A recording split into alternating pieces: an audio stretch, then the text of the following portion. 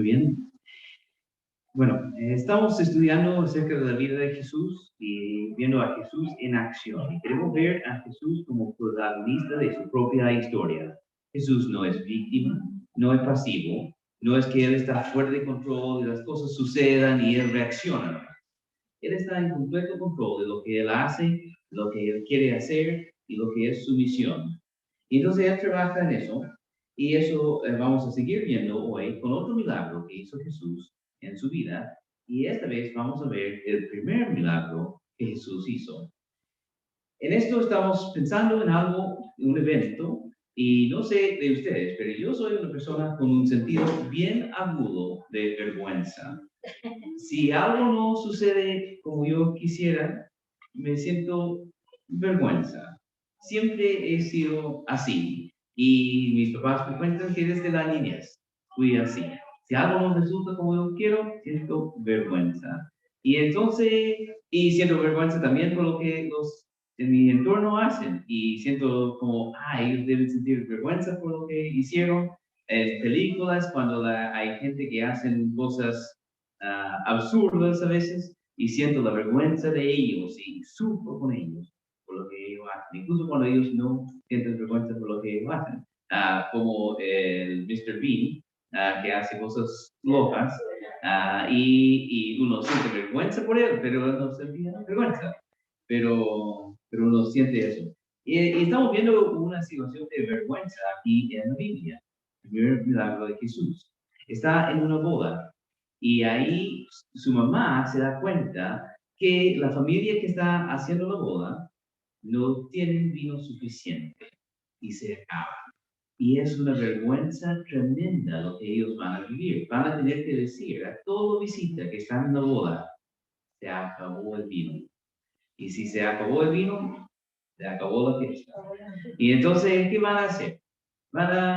Tienen que hacer algo para rescatar la situación. Y María está ahí y ella sabe precisamente qué hacer para evitar la vergüenza de esa familia. Ahora, yo siento vergüenza, pero igual nosotros somos de otra cultura, una cultura occidental donde la vergüenza es algo que yo siento en el momento. Pero en culturas del Medio Oriente, el honor es mucho más importante de lo que nosotros pensamos. Para mí es un momento de vergüenza. Y a lo mejor en otro momento, cuando alguien se acuerda de lo que hice y me recuerdan de eso, y digo, sí, tenían que mencionarlo de nuevo, ¿cierto? Tengo un hermano en el sur que me hace eso siempre con una historia después del terremoto. Fuimos a ayudar en Peyúgue. Y ahí ellos estaban sacando de los techos algunos zinc. Y yo pensé que fue basura, entonces yo lo tomé y lo tiré para abajo. Pero ellos querían rescatar a todos los pedazos, entonces yo lo tiraba y ellos, pero ¿cómo es que lo estaba tirando cosas y rompiendo todo? Ya, entonces, y cada vez que voy ahí, él dice, ¿y te acuerdas de la vez que viniste acá y rompiste todo? Gracias. No había verdad. Ya, entonces, sí, yo siento vergüenza y eso es una vergüenza del momento. Pero en culturas del Medio Oriente o hasta hoy en día en Japón, si uno deshonra a su familia, es una falta grave. Incluso en Japón y otras culturas, la gente prefiere matarse antes de vivir con una vergüenza, porque es tan fuerte su sentido de honor. Estamos hablando de una cultura del Medio Oriente aquí, donde el honor de la familia es de suma importancia. Entonces no es como que, sí, se me acabó eso, es que la boda no resultó. Y si la boda no resultó, es por culpa de los papás, y si es por culpa de los papás, eso deja en vergüenza a toda la familia. Entonces es algo serio. Y la mamá de Jesús, ella ve la situación y ella decide que va a intervenir. Y vamos a leer lo que ella hace aquí con Jesús en Juan, capítulo 2. El Evangelio de Juan, capítulo 2. Y vamos a empezar en versículo 1.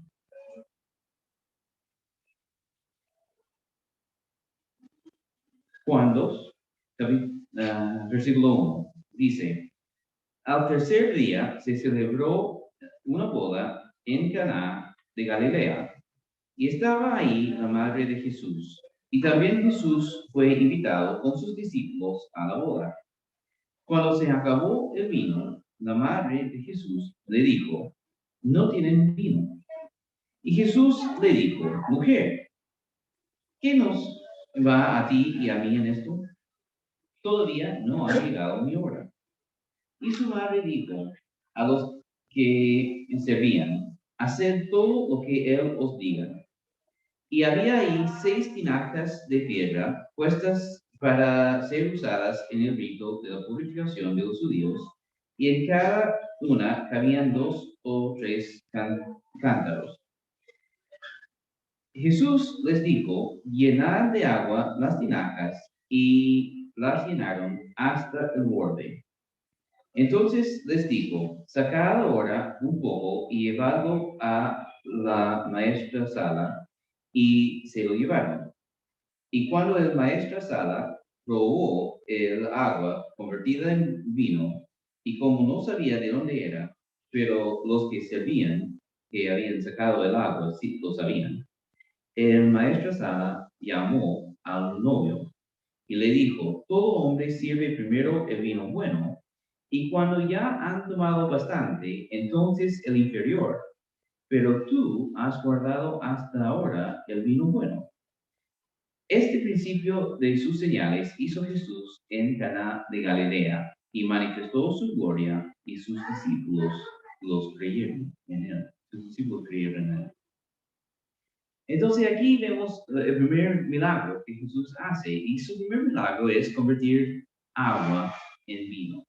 Y no son pequeñas cantidades, son cientos de litros en estos envases que ellos tenían ahí, tinajas, como dice ahí, cientos de litros de vino. Y no de cualquier calidad, de buena calidad.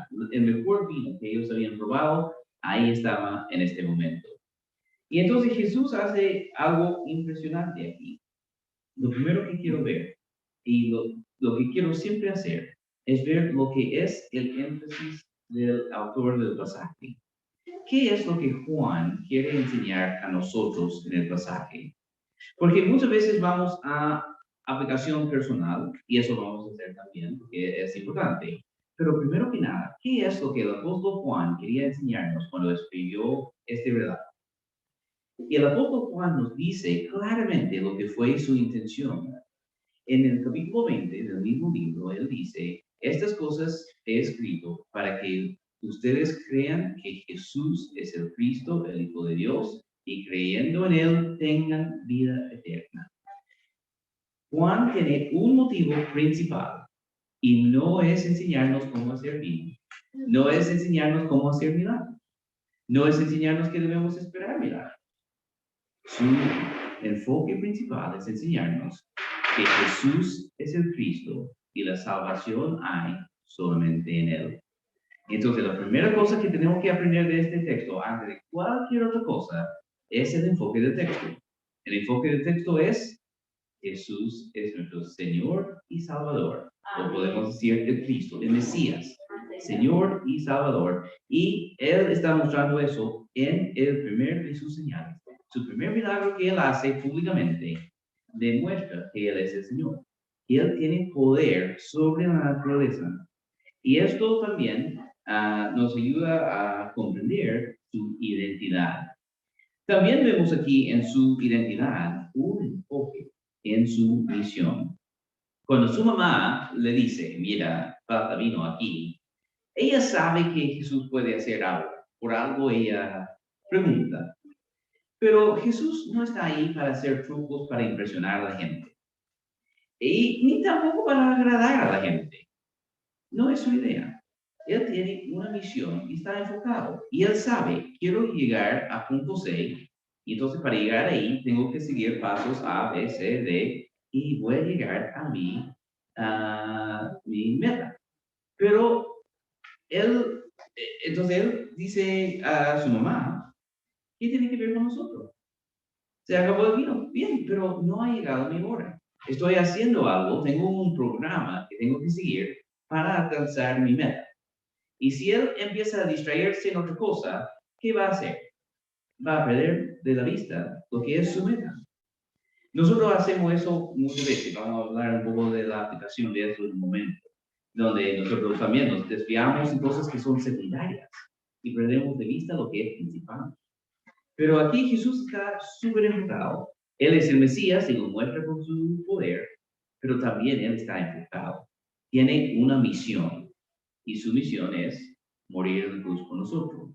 Y eso sabemos porque sigue en el mismo capítulo y empieza a hablar de cómo él dice, si ustedes destruyen este templo, yo lo voy a volver a edificar en 3 días. Y la gente pensaba que él hablaba del templo físico y ellos decían, pero se ha llevado más de 40 años construyendo este templo, ¿cómo lo vas a construir en 3 días? Pero él estaba enfocado en su misión de ir a la cruz, morir y en 3 días el cuerpo era del templo y ahí resucitar para darnos vida a nosotros. Entonces Jesús, aprendimos aquí, primero que nada, Jesús es el Mesías y Jesús estaba enfocado en su misión de morir en la cruz por nosotros.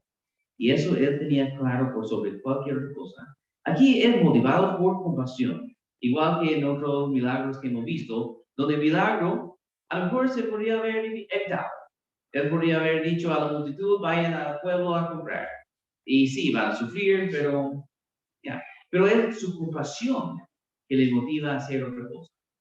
Él podría haber dejado a sus discípulos en el barco con la tormenta, pero por compasión interviene. También con el paralítico que vimos, por compasión interviene. Y aquí también, motivado por compasión, aunque él tiene su misión clara, fija, pero él también es capaz de sentir compasión y ayudar en esta situación, pero lo ocupa de una forma que promueve su misión.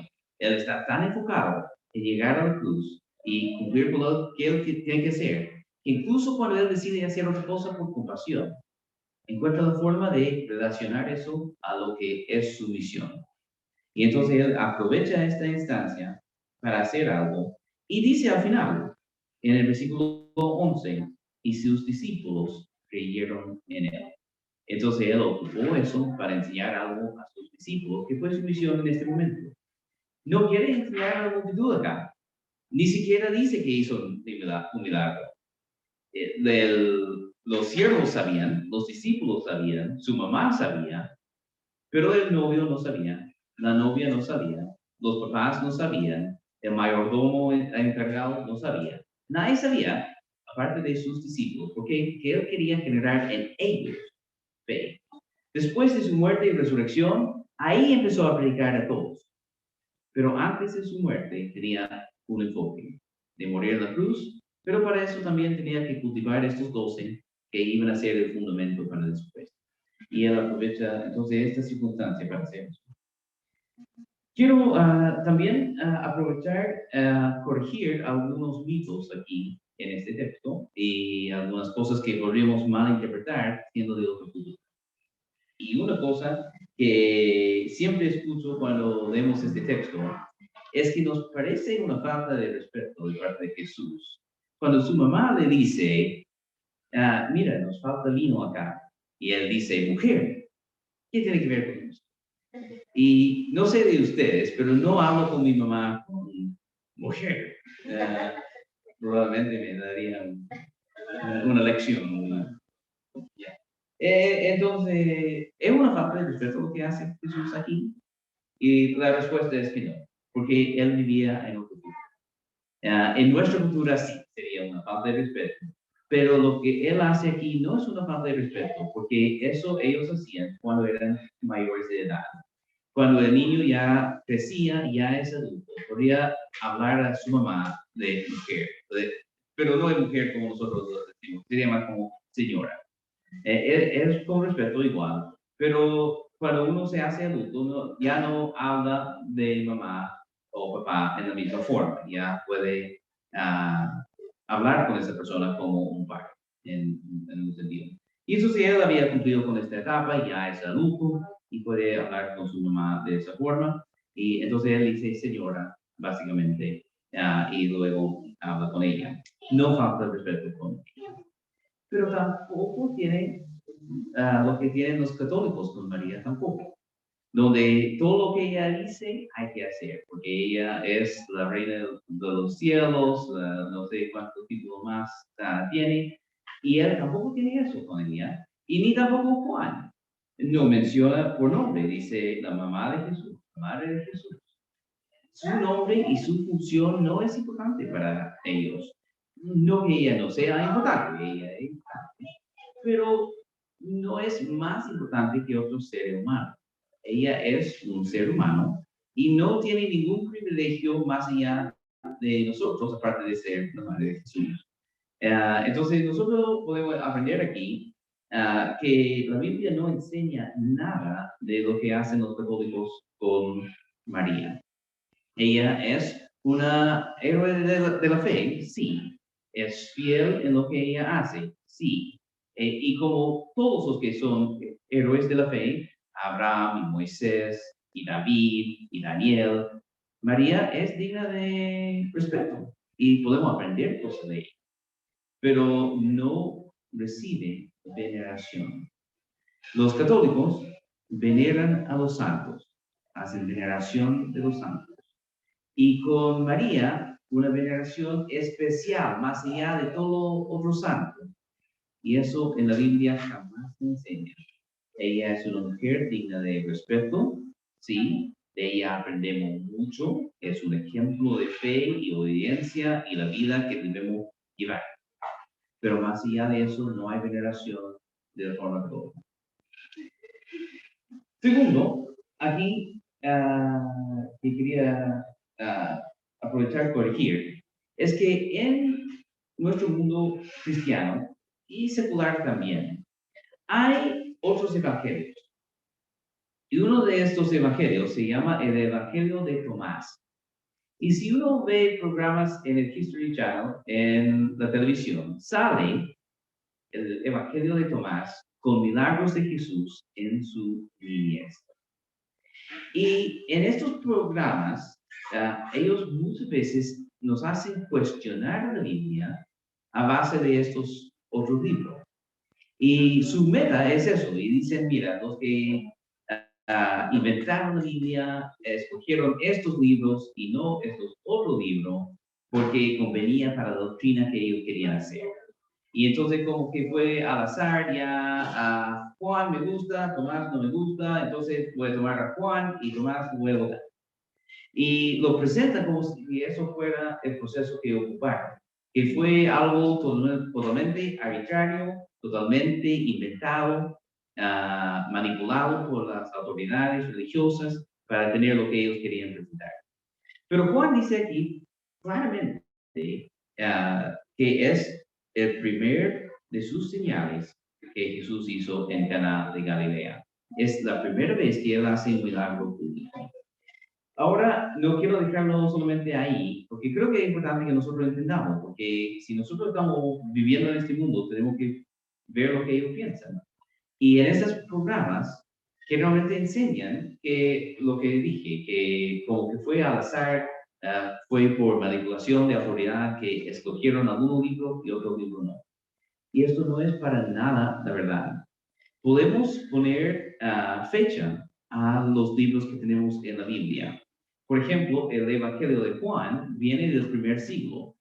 Eso quiere decir que viene de la época en que Jesús vivió, dentro de una generación después. Viene de un testigo ocular, alguien que vio a Jesús. Pero el supuesto Evangelio de Tomás viene de 200 años después. No es de Tomás, o bueno, 100 años después. Depende de la fecha que uno pone. Pero viene de por lo menos 100 años después. No es de la misma generación. No puede ser de un testigo ocular. Y nadie lo aceptaba dentro de los primeros 200 años de la iglesia porque sabían que era falso. Y por eso no lo incluían cuando hicieron su Nuevo Testamento. Hay un fragmento del primer Nuevo Testamento que encontramos que sale del año 140 más o menos después de Cristo, que se llama el fragmento moratorio, después, y tiene una lista de los evangelios y es la misma lista que nosotros tenemos hoy en día.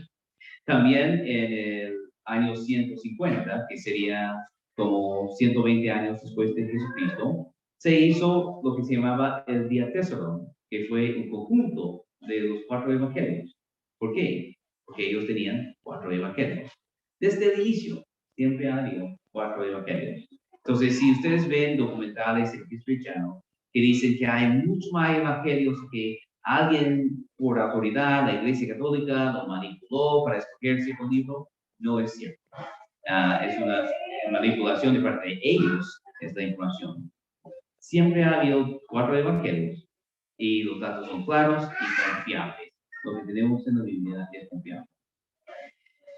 Y si les interesa saber más, podemos hablar después del culto, si quieren los datos. Ya.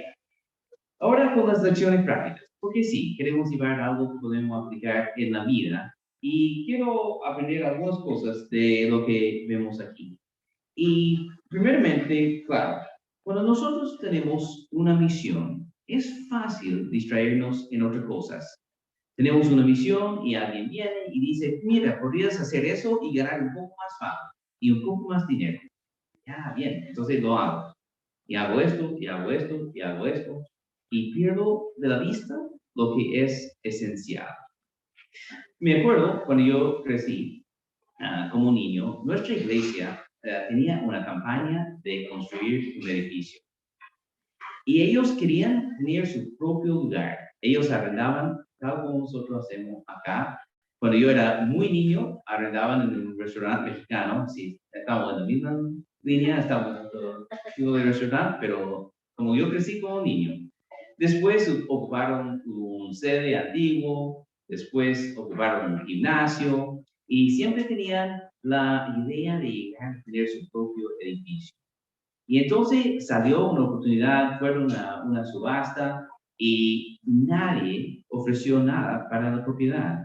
Y fueron bajando, bajando, bajando, bajando, bajando, hasta que por fin ellos decidieron, ya, hay que comprar más.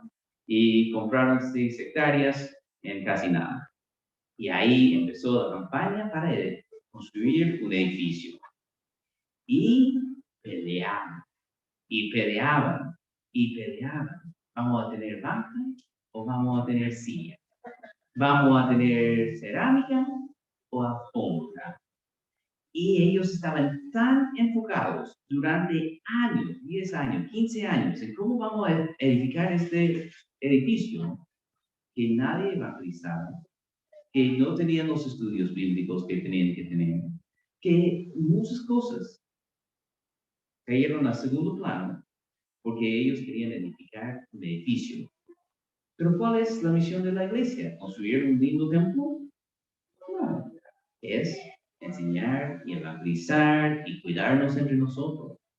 Entonces, por tener algo que, sí, no es malo, no hay nada malo, construir un buen edificio, pero perdieron de la vista lo que es la misión principal. Y en muchos años, la iglesia no avanzó. De hecho, fue cayéndose internamente porque no tenía la misión principal que una iglesia debe tener. Cuando nuestra familia comenzó en esta iglesia, empezó con 50 personas y cuando construyeron el edificio había bajado a 20. Y ellos pensaron que tener un edificio iba a solucionar el problema, pero no soluciona el problema. Porque el problema es que ellos no tenían los ojos fijados en la meta. Nosotros como iglesia queremos también hacer cosas así, pero sin nunca perder de la vista lo que es nuestra meta. Como iglesia, ayudarnos en tener enseñanza, tener evangelismo. Entonces eso vamos a tener. Esperamos hacer cambios y esperamos crecer y esperamos hacer cosas, pero sin perder de la vista lo que es principal. La segunda cosa práctica que quiero aprender aquí es algo que a mí lo encuentro interesante y siempre hay un pequeño debate. Y vamos a ir a Proverbios 23.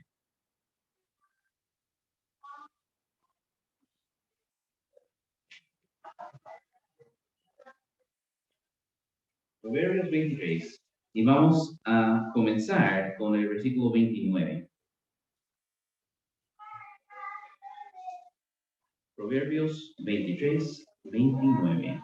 Vamos a ver un debate que sale siempre en algunos contextos, no en todos, en algunos contextos, entre los evangélicos, entre la iglesia protestante. Porque Jesús hizo un milagro que nos complica a veces, convirtió agua en vino. Y nosotros en la cena usamos jugo de uva acá porque no queremos provocar a las personas con tentación hacia alcoholismo con vino. Y entonces preferimos usar jugo de uva. Pero Jesús hizo su primer milagro e hizo vino. Y algunos piensan que el vino fue más liviano, como a lo mejor un grado menor de alcohol. Pero el mayordomo muestra que esto no es el caso, porque él dice, mira, todos traen, después de que los que sí han tomado mucho, traen un vino inferior. Yeah. Pero eso solamente funciona si el vino anterior fue un poco fuerte para no darse cuenta después de lo que está sucediendo.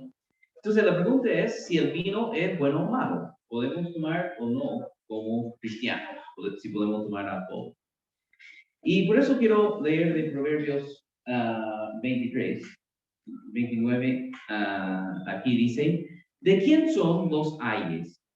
¿Y de quién las tristezas? ¿De quién las contiendas? ¿De quién las quejas? ¿De quién las heridas sin causa?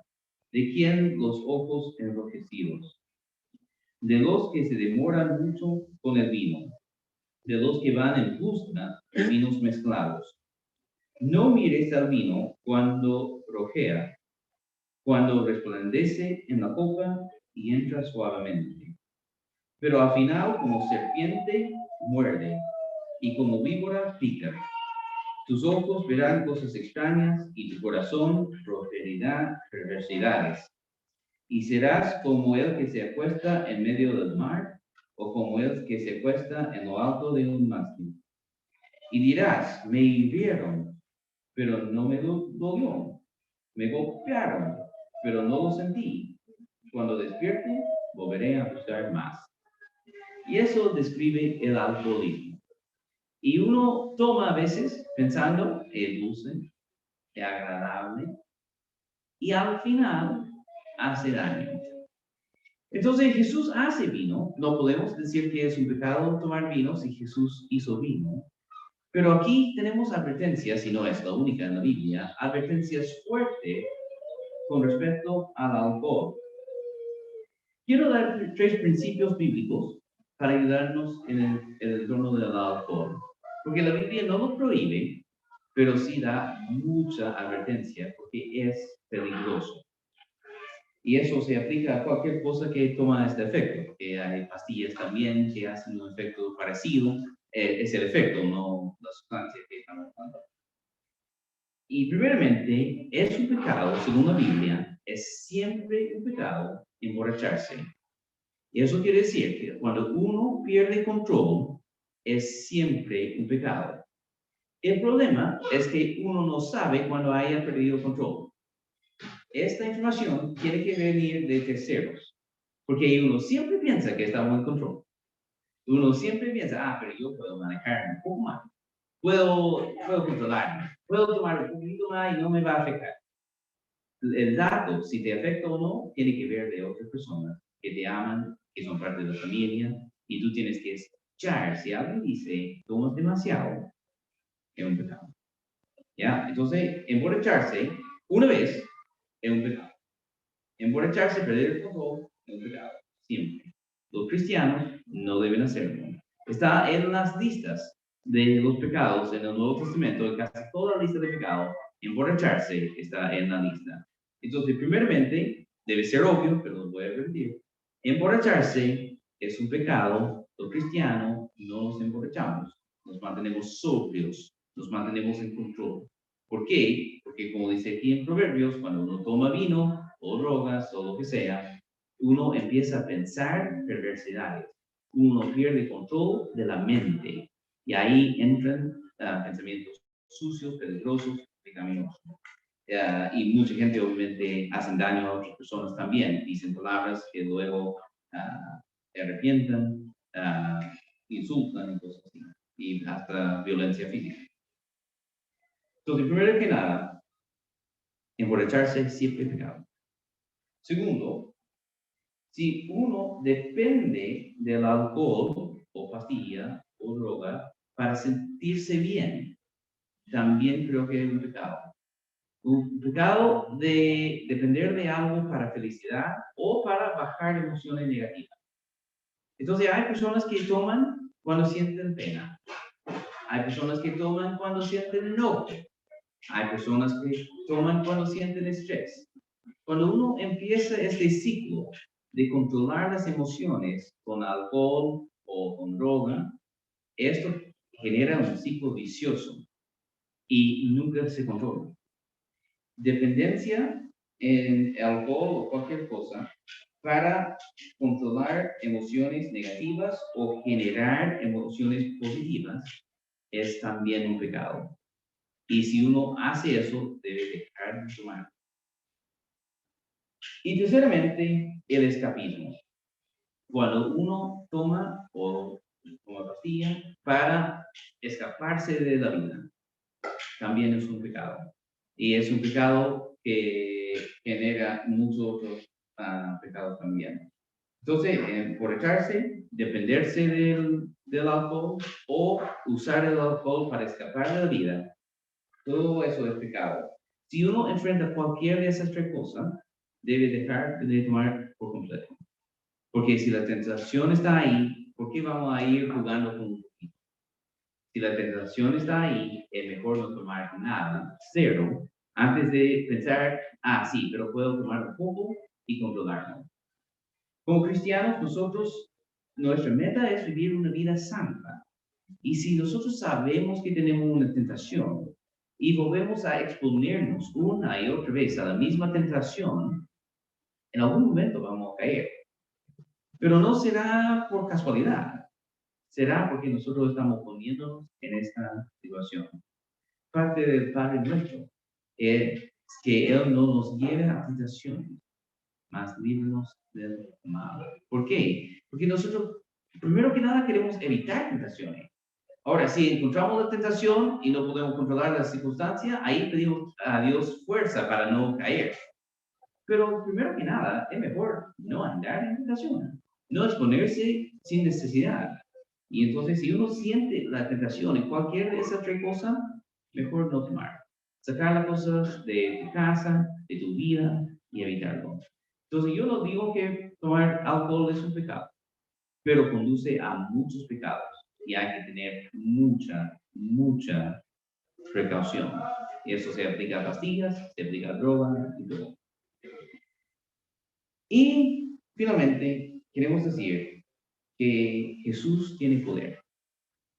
Aplicación práctica. Jesús tiene poder. Él cambió el agua en vino. Y esto es algo que ningún ser humano puede hacer.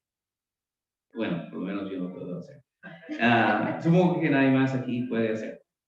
Siempre es un proceso. Hay que tomar uvas y hay que afectar las uvas y hay que dejar un proceso de fermentación. Para cambiar agua en vino es algo humanamente imposible. Jesús lo hace porque Él tiene poder sobre la naturaleza. Él tiene poder sobre cualquier cosa y Él puede tomar algo rutinario, ordinario y hacer algo especial y algo potente y algo bueno. Y eso Él hace en nuestras vidas. Cuando nosotros llegamos a Jesús, Él hace eso con nosotros. Nos adopta como hijos de Dios. Personas normales. No somos la gente más especial del mundo. No somos actores, no somos políticos, no somos empresarios grandes. Somos gente normal. Pero Cristo nos redime. Y Cristo nos incorpora a la familia de Dios y nos da propósito y nos da sentido y hace buenas cosas a través de nosotros. Y entonces nosotros podemos aprender eso también de este texto. No es el enfoque principal. El enfoque principal es ¿cuál? Jesús es el Cristo, el Hijo de Dios, y la única fuente de salvación. Esto es el enfoque. Pero también podemos aprender que Él puede hacer grandes cosas en nuestra vida. Él es poderoso. Y nosotros debemos hacer eso. Debemos buscar en Él el cambio que buscamos en nuestra vida. Y Él lo puede hacer. Pero junto con eso, hay que seguir sus instrucciones. María sabía que Jesús tenía poder para cambiar el agua en vino. Pero en lugar de simplemente cambiarlo así, Jesús da una serie de instrucciones que los siervos tienen que seguir para llevar al resultado final. Y eso también tenemos que hacer. Si nosotros queremos que Dios haga cosas buenas en nuestra vida y cambios radicales, no podemos sentarnos ahí esperando que Dios lo haga. Y algún día Dios se va a cambiar. Dios nos va a dar instrucciones. Y si nosotros seguimos sus instrucciones, Dios nos puede cambiar. Y Jesús es poderoso para hacerlo. Pero María sabía que nosotros tenemos que seguir las instrucciones de Jesús. La vida cristiana no es algo de que yo vivo la vida cristiana de mi forma nomás. Yo soy creyente en Dios de mi forma. Y la gente dice eso, ¿cierto? Yo creo en Dios, pero no creo en la religión. Lo hago de mi forma, en mi casa, hago oración, en lo que sea. Pero Jesús nos da instrucciones. Y si seguimos sus instrucciones, llegamos al resultado que Él quiere. Quiere hacer cosas en nosotros. Quiere salvarnos, quiere prosperarnos, quiere hacer cosas buenas. Pero nosotros tenemos que seguir sus instrucciones. Y entonces nosotros, si queremos hacer eso, nos entregamos a Jesús. Y la primera instrucción que tenemos es, si no estamos en Jesús, es llegar a Jesús con fe y arrepentimiento y bautismo. Y después hay muchas cosas más, como oración y lectura bíblica y congregarse, que podemos hacer para mejorar nuestro caminar. Pero lo primero es llegar a Cristo y obedecer lo que Él dice. Y eso es lo que buscamos hacer. Señor, te damos gracias por el poder de Jesús en nuestra vida. Te damos gracias porque Él murió en la cruz por nosotros y tenemos salvación en Él. Hay mucho que podemos aprender y mucho más que debemos aprender. Pero confiamos en ti y entregamos nuestra vida para seguir sus instrucciones. Sabemos que Jesús tiene el poder y que Él puede hacer las transformaciones que buscamos. Pero primeramente